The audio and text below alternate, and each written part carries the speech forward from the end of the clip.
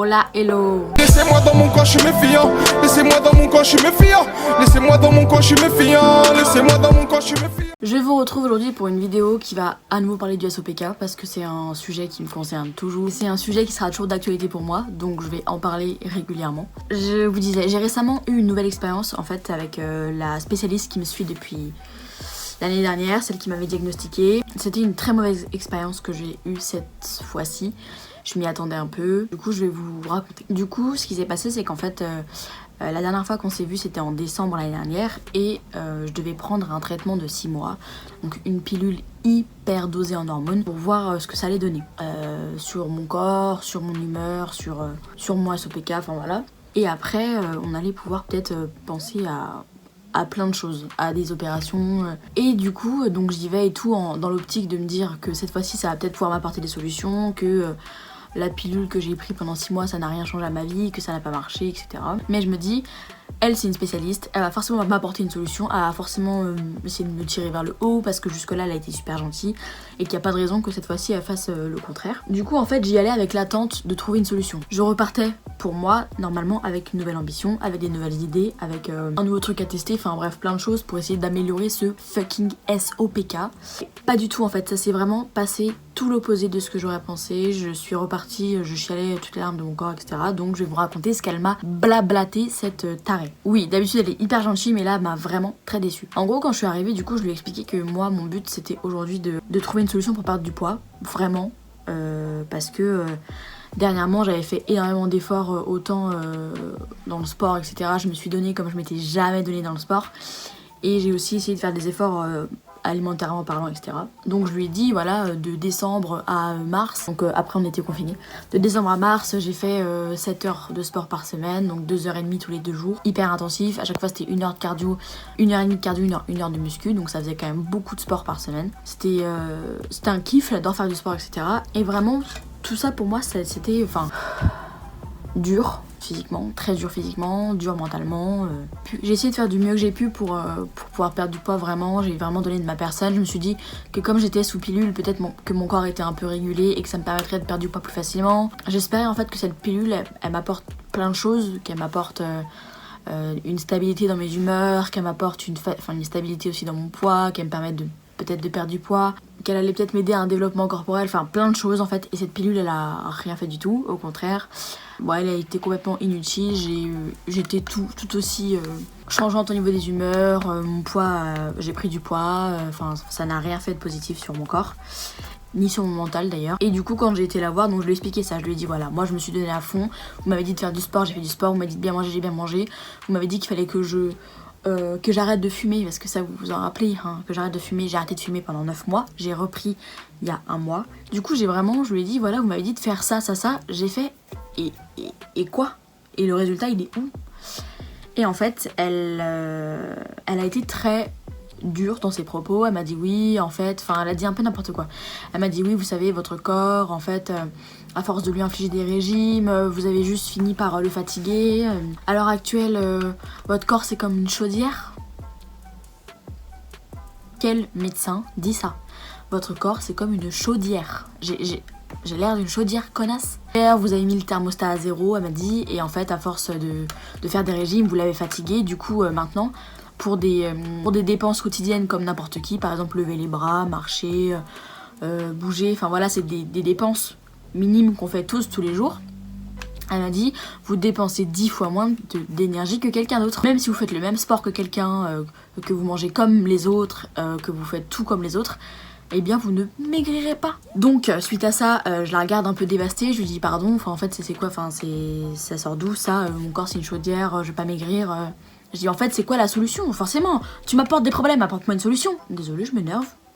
Et elle me dit non en fait là, ce que je peux vous dire c'est qu'il va falloir commencer à accepter. Commencer à accepter. Ce à quoi je lui réponds en m'énervant un petit peu, enfin accepter quoi en fait, non je veux pas commencer à accepter de prendre du poids sans cesse, à accepter de pas me sentir bien, accepter je lui ai dit, et en plus je commence à avoir les larmes aux yeux, je lui ai dit voilà je vais bientôt avoir mon 11e neveu qui va naître, je suis entourée d'enfants, aller au parc avec eux c'est un enfer, courir, jouer avec eux ça devient un enfer. même marcher, enfin voilà, je suis pas contre, j'adore faire du sport, en plus vraiment quand j'y suis ça me procure beaucoup de plaisir, j'adore ça, etc. Mais je n'arrive plus à le faire. C'est-à-dire que moins je vais le faire, par exemple si pendant quelques temps je marche pas, etc., quand je vais retourner me balader avec quelqu'un, j'ai l'impression que c'est un enfer de marcher. Là j'ai passé 4 jours à Paris la semaine dernière, franchement c'était dur, c'était très dur physiquement. Parce que mentalement ça va, hein, j'ai la pêche, j'ai envie d'y aller, j'adore faire des visites et tout, etc.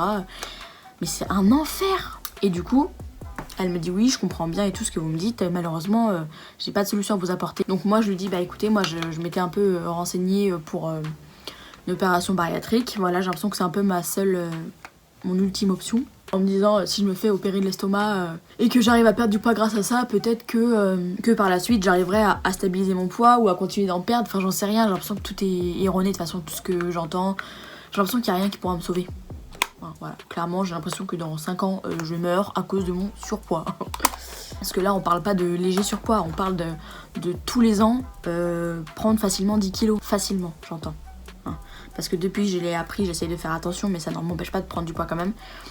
Et avant ça, je prenais énormément de poids tous les ans depuis que j'étais jeune. Et du coup, en fait, donc elle me dit ça, donc elle me dit qu'il va falloir que je commence à accepter, que je sais qu'elle sait que c'est pas facile, que la solution à tous mes problèmes ce serait de maigrir, mais qu'elle sait très bien que pour moi maigrir c'est quelque chose d'extrêmement difficile.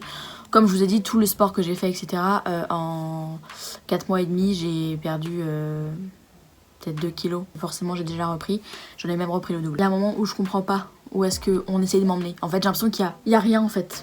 Pour toutes les filles qui sont atteintes de cette maladie, que ce soit SOPK ou endométriose, j'ai l'impression qu'on nous entend pas, que c'est comme si on n'existait pas, sauf qu'en fait, faut se réveiller, c'est la première raison, il me semble, d'infertilité chez les femmes en France, donc c'est pas anodin, pas du tout. Quand je vois des médecins, parce que du coup je suis des comptes Instagram, je vous les mettrai. Il y a l'association ESP-OPK, il y a une fille que j'ai trouvée sur Instagram tout à l'heure, je vous mettrai son nom aussi.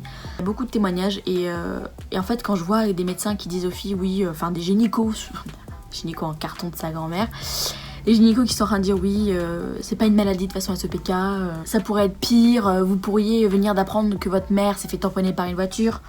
Mais ça va, vous pouvez juste pas avoir d'enfant. Tarés dans votre cerveau, vous êtes des tarés dans votre cerveau. En fait, c'est tout ça. C'est la errance médicale. C'est les médecins qui sont pas au courant, c'est entendre des âneries pareilles, que mon corps est une chaudière. Enfin, elle me sort des trucs qui sortent de nulle part. C'est juste de son plein gré qu'elle me sort ça en fait. Du coup, c'est ça en fait que je voulais dire, c'est que du coup, là, j'ai eu cette expérience qui était assez mauvaise. Du coup je lui ai parlé d'opération bariatrique, elle m'a dit de l'estomac, elle m'a dit oui, il faudrait l'envisager peut-être, mais il faudrait un suivi de 1 an avant que ce soit pris en charge, etc. pour que vous appreniez à manger, machin.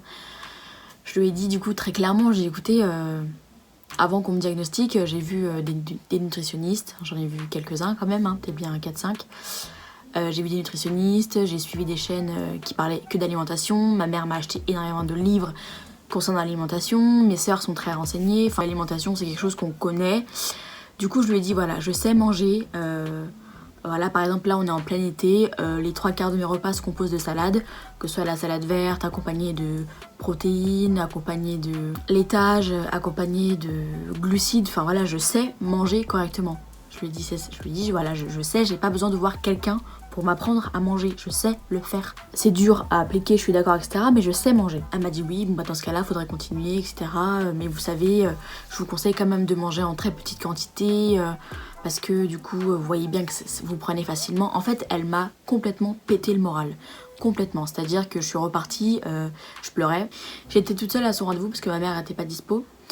Et je suis sortie de son truc, j'ai chialé dans ma voiture, j'ai chialé en rentrant, je voulais parler à personne. Je me suis dit en fait, quand je suis partie de ce rendez-vous avec elle, c'était une fatalité, que j'allais rester obèse et que je n'allais faire que de grossir et que je ne pourrais absolument rien faire pour changer ça. C'est clairement ce qu'elle m'a dit. Faut commencer à accepter, ça va pas changer comme ça, il faut que vous trouviez, faut que vous fassiez 10 fois plus d'efforts que tout le monde pour avoir 10 fois moins de résultats que tout le monde. Un médecin qui te sort ça, tu sais pas trop ce que tu dois croire, tu sais pas trop ce que tu dois faire. Du coup, avec ma mère et ma soeur, on s'est dit que j'allais aller voir un autre professionnel ultérieurement parce que du coup là j'ai d'autres projets Vous allez le voir bientôt en vidéo du coup, mais j'ai pour projet de partir vivre au Portugal dans 3 semaines. Juste en fait, c'est incroyable comme les professionnels ne sont pas au courant de cette maladie, ne connaissent absolument rien. Et le pire, c'est vraiment ceux qui vont dénigrer ce que vous ressentez, dénigrer vos sentiments. Ils n'ont pas le droit de faire ça. Vous êtes légitime de ressentir ce que vous ressentez, vous êtes légitime de vous sentir mal. Les sautes d'humeur, ça fait partie du truc. C'est pas vous qui êtes folle, qui êtes tout le temps énervée, qui êtes de mauvaise humeur en permanence. Ce n'est pas de votre faute, vous ne pouvez pas gérer vos hormones. Et ça, les gens qui ne veulent pas l'entendre, ça me casse la tête. Putain, on sait très bien ce qu'on a comme maladie, on sait très bien ce que ça engendre sur notre tempérament, sur notre morale, sur nos humeurs. C'est très difficile d'avoir ça au quotidien parce qu'on se rend pas compte. Parce qu'en fait, c'est mental, c'est très dur à gérer, de gérer ses émotions, de gérer ses crises de nerfs, de gérer son anxiété. Moi, je suis très anxieuse. Depuis quelques temps, je n'arrive absolument plus à gérer mon stress. Et du coup, quand je stresse, j'ai mal au ventre. Quand j'ai mal au ventre, je me sens pas bien. Et après, c'est le moral qui suit. Enfin, c'est un cercle vicieux, c'est extrêmement dur à gérer. Et n'importe quel régime que vous ferez ne vous fera pas perdre du poids avec cette maladie de merde. Après, on n'a pas tous le même degré d'SOPK encore une fois, donc renseignez-vous bien, essayez de jauger, essayez de découvrir votre propre corps, etc. Mais les régimes, ça n'aide pas. Manger équilibré H24, ça va forcément aider, enfin ça fera du bien à votre corps, mais ça ne va pas engendrer une perte de poids phénoménale. Voilà, tous ceux qui sont tout le temps en train de me dire ouais mais c'est parce que tu fais pas assez d'efforts, parce que tu fais pas ci, la culpabilité ça n'arrange absolument rien. N'essayez pas de culpabiliser les gens, vous-même ne vous culpabilisez pas. Les gens ne savent pas ce que vous vivez, tant qu'ils ne l'ont pas, ils ne peuvent pas comprendre et c'est pareil pour tout. Moi je ne compte pas le nombre de personnes qui m'ont dit que je ne faisais pas assez de sport, que je ne faisais pas assez attention à ce que je mangeais, que je ne bougeais pas assez, que je ne faisais pas assez de choses. Je pense vraiment pas être une loque. Quand on m'appelle pour bouger, je bouge tout le temps. Comme tout le monde, j'ai des moments où j'ai pas envie de sortir, etc. Mais je pense pas non plus être forcément quelqu'un qui... Je suis pas une loque. Franchement, je pense pas être une loque. Là, je suis à un stade où je me dis qu'en fait, tout ce que je mange, ça me fait grossir. Tout. Du coup, j'ai plus envie de manger. Et c'est vraiment dur parce que du coup, j'ai l'impression à chaque fois de manger, que je mange, que je culpabilise parce que c'est quelque chose de plus que je mange qui ne va pas m'aider. Sauf que manger c'est vital, donc on est obligé de manger et c'est vraiment un cercle vicieux. Quand je suis en société avec des gens et tout, des proches, machin, ça me... Je pense pas forcément à la nourriture, voilà, quand je mange et tout avec eux, je me dis pas oh, je vais grossir. Mais là, je suis toute seule, enfin je suis avec ma mère, etc. Et quand c'est l'heure de manger, je me dis bah... Est-ce que ce serait vraiment bien raisonnable que je mange J'en viens à me dire ça, est-ce que c'est raisonnable que je mange? Du coup, j'essaie de faire un repas par jour. Pour pas trop aggraver les dégâts. Je vais pas reparler des enfants dans cette vidéo parce que de toute façon c'est pas pour moi un sujet d'actualité. Je vais pas faire d'enfants maintenant, j'ai pas de stabilité, j'ai pas de situation, j'ai pas de conjoint, j'ai rien, donc c'est pas voilà, c'est un sujet pour l'avenir qui me tracasse mais pour l'instant ça n'est pas d'actualité. Ce qui est d'actualité ce serait d'essayer de vraiment de perdre beaucoup de poids et donc pour ça bah moi j'ai aucune solution à part la chirurgie bariatrique que je ne ferai pas avant l'année prochaine puisque j'ai au moins prévu de partir pour 1 an. Mais je vais vous dire que c'est très compliqué parce que en ce moment je n'arrive plus à me maquiller. Voilà, je me maquille plus. Plus comme avant, je sais pas si vous avez vu, mais avant sur ma chaîne ou sur mon Instagram je faisais toujours des maquillages plus excentriques, plus colorés, j'adorais me maquiller, etc. Là je prends plus de plaisir parce que je me reconnais pas. Plus je grossis, moi je me reconnais, je me dis que c'est pas moi, du coup j'ai pas envie de me maquiller, j'ai pas envie de prendre soin de ma peau, pas envie de prendre soin de mon visage, me maquiller, machin, enfin ça m'intéresse plus du tout. Et en fait j'ai l'impression de perdre mes passions parce que je me perds moi-même et franchement c'est vraiment très dur. Du coup voilà, n'oubliez jamais ça, ce n'est pas de votre faute, vous ne pouvez rien y faire. Tous les médecins qui sont comme ça, qui sont complètement condescendants, qui savent pas parler aux patients, qui n'ont pas d'humanité, franchement vous méritez même pas d'être dans ce métier. Donc voilà, le combat continue toujours et ne s'arrêtera jamais, de toute façon c'est à vie, donc ad vitam aeternam, on est mort avec ça. Mais j'espère en tout cas quand même pouvoir un jour revoir mes vidéos et continuer d'en faire d'ailleurs. Mais les re-regarder et me dire bon t'as réussi quand même à perdre du poids, t'as réussi à faire ci, t'as réussi à faire ça, parce que là c'est vraiment compliqué de tout le temps me regarder et de voir que ça empire de jour en jour. J'étais pas du tout comme ça il y a quelques temps et mes memories Snap et les Facebook, les souvenirs Facebook, etc. ça n'aide absolument pas dans le fait de me rappeler à quoi je ressemblais avant et à quoi je ressemble maintenant.